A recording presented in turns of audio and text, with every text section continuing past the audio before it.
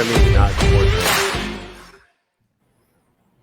Good afternoon, everyone. It's post launch party for Office Hours on Apple TV, and we're here with the Inception show, the Office Hours, with my man from New York City that was out in California just a few hours ago. And there he is back at home. Craig Siegel, the Eagle, flew all the way from LAX to New York City to make the show again. Thanks for joining me, Mr. Siegel. Thank you for having me, you handsome sandwich-eating, amazing person. It was great to see you yesterday. I'm excited to be here today. Let's rock and roll. Yeah, well, this is what created the show. Great people and great guests like you. But here we are. Our backgrounds are so cool, Craig. They look fake, but this is really my office, and that's really my background. I can open the door and prove it to people if they don't believe me. Hold on. A lot of people think it's a green screen, but it's not. That's a real door. So anyway, Yoni Rubin is in the house, and he's CEO of MRGN. And Yoni, man, you missed a huge party. So now that you're part of the Office Hours family, you're going to have to come back out and see what we're doing. You're in the business of financial oversight to small businesses. And I always talk about small businesses, the market makers, require that financial oversight. And Craig comes from that background as well. So this should be a really interesting conversation. What are some of the unique business and critical business issues in financial oversight with small businesses comparatively to what we see, obviously in the public sector and bigger businesses? Well, one of the biggest issues is that we don't have all enjoy offices in large, beautiful SoFi Stadium right now, which is the only condition of me coming to Office Hours is in person at SoFi. You got it. It's done. No, I appreciate you having me, Craig. It's great to meet you. I'm in New York City Great too. to meet you. We should have done this in the same place. So I've been with small businesses my entire career, primarily with tech startups and biotech startups. Always having to bang my head against the wall regarding financial oversight because we can never afford a CFO at that early stage. Whether I've been with traditional SMBs, being in hospitality, food and beverage, retail, and everybody seems to suffer from the same problem that no one wants to solve, which is if we can't afford a CFO, how are we going to get the insights that a CFO would otherwise give us in order to help us survive those first 2 grueling years? That's what it really boils down to. So, great value. Yeah, I love this stuff. And I didn't know you were in New York City, but that's also, we should definitely connect. From being in the financial industry for a long time, I understand the impact that this can have. And the truth of the matter is a lot of people are good at business, but they may not be 100% accurate or understand exactly what goes into being a CFO, so to speak. But there is something to be said about relationships and so forth. So you guys are obviously doing really cool stuff. And what I love about what you guys are doing is you don't really have to be that entwined or in tune, so to speak, with how it works, right? You could be a novice. Is that accurate? That is exactly how we built the platform. It's meant for entry-level novice people. Whether you're a CEO, a GM, a director, if you're a single person owner of a hardware shop, a pizza shop, it doesn't matter. We built this so that it speaks in layman terms for you. You don't have to know anything about finance. In fact, we're actually going to teach you along the way. And so that you can go into a bank loan officer's office, for example, and actually speak intelligently to your finances. We built it specifically that we see other players in the game that are targeting more advanced, more sophisticated users.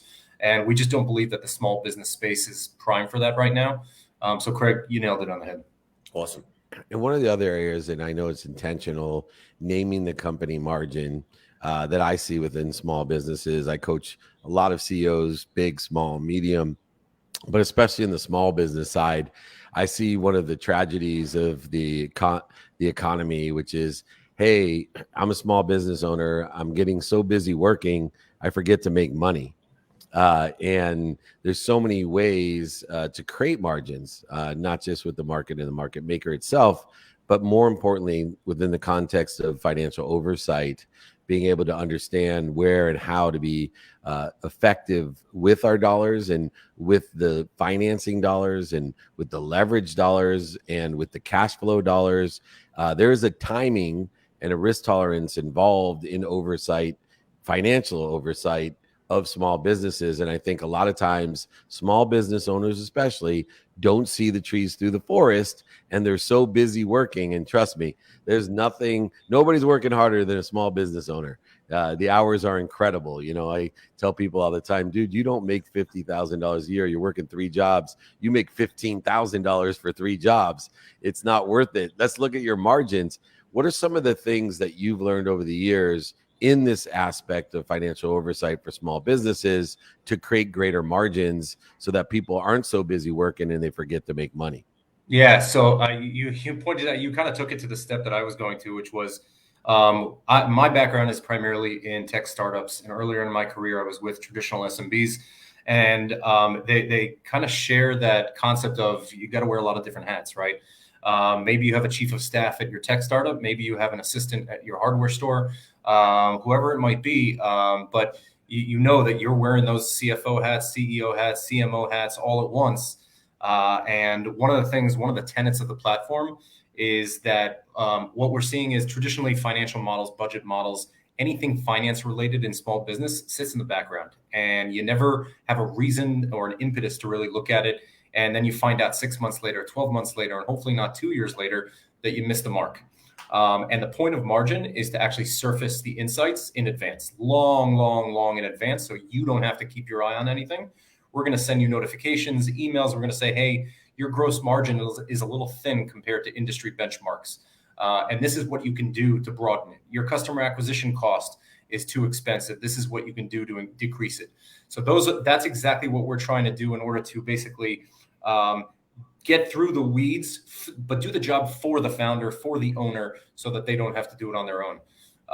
And what we're seeing is what's really cool is that Margin actually has a few different features that we haven't highlighted much, but there's collaborative features in there. There's obviously forecasting features.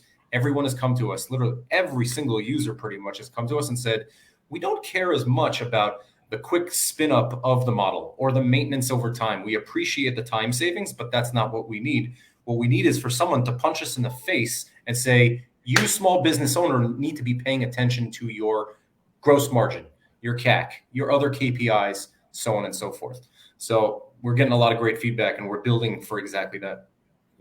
You guys are clearly on to something. You have an aura about you. I want to acknowledge you for that. It's contagious. And I'm a fan. I did my homework. And I know that, just like you said, you've been involved in many startups and so forth, but you're also a former military commander and semi-pro athlete. So you obviously have that discipline in you. How important is it for you to cultivate that disciplined culture with the company that you're building now?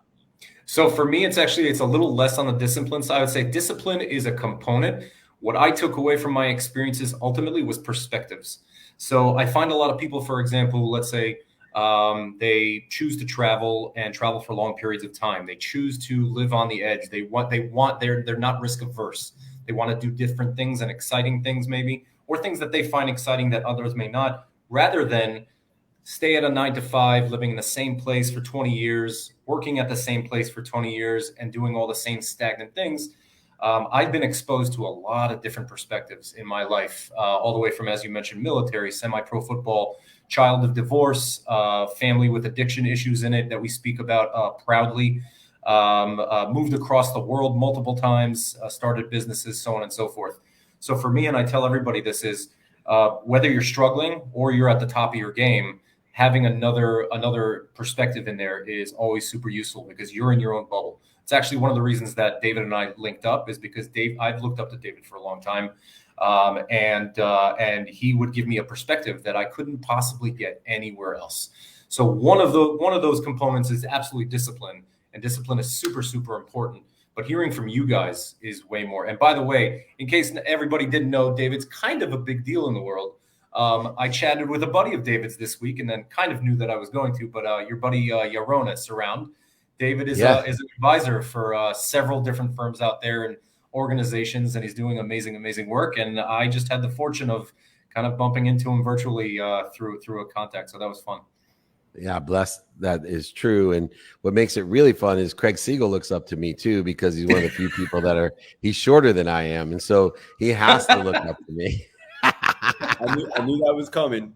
You knew you knew it's coming. So when Craig and I get together in the city, I'll have to give him a little jab about that. He looks much bigger. He much bigger on screen. Anyway, speaking of looking up to people, mentorship is critical in what you do. And the three aspects or values or capabilities of Margin that I see from people who know you and people that participated with you is that it's not only, giving the instruction, what I call mentorship, allowing us to give directions to where we've been before, but there are two other subjective aspects and values that Margin gives. And one is coaching, bringing the best out of people. Obviously, confidence and inspiration are two key things that you bring out within your business of a very challenging, frightening, frictional, conflictual business when you're in a small business. But beyond that as well, being able to allow us to teach. There's a lot of businesses that coach or mentor you, but they're not able to communicate effectively or articulate what to do. Like you said, what really fascinates me is preparing someone to go to speak to a bank or to raise money or to be able to sit down in an audit or to even sit down with their own accountant to discuss, what am I looking at here? And so can you give us a little bit of insight on a few more of those attributes of coaching, speaking, and coaching, teaching, and mentorship? Yeah. So first off, while we're all here and we all build businesses, primarily probably a lot of our listeners right now are in it obviously to make money, but a lot of us want to do good in the world, and Margin is one of those. And it was born out of our mission to help small businesses that we've been a part of. So we felt that pain of asking for a loan from a bank officer, raising VC money, whatever it might be, or speaking to angels, and not having that confidence in the numbers, right? A lot of us watch Shark Tank. How many times do they get grilled for their numbers and people don't come prepared with the numbers? Margin doesn't want to just tell you, hey, the number is this. It wants to say, hey, this is how net income is calculated. This is how EBITDA is calculated. This is what it means for your business. These are the implications, so on and so forth. A lot of people hear these acronyms all over the place, right? LTV, KPI, CAC, so on and so forth. What do those all mean? Some are applicable to the software world. Some are absolutely not. Some are more applicable to hospitality, brick and mortar, so on and so forth. So we want to imagine if you were, let's say, using QuickBooks, and QuickBooks actually explained what a journal entry was and how that affects your business. That's what we want to do throughout the whole process. We're doing that. It's not all that revolutionary. We're just taking an angle of let's teach our users more than just offering them something off the shelf. Now, separate from that, also, I'll expand a teeny bit, is we're building that into the actual user experience, the design of the platform. What we did was we kind of brought back that old wizard from the 1990s.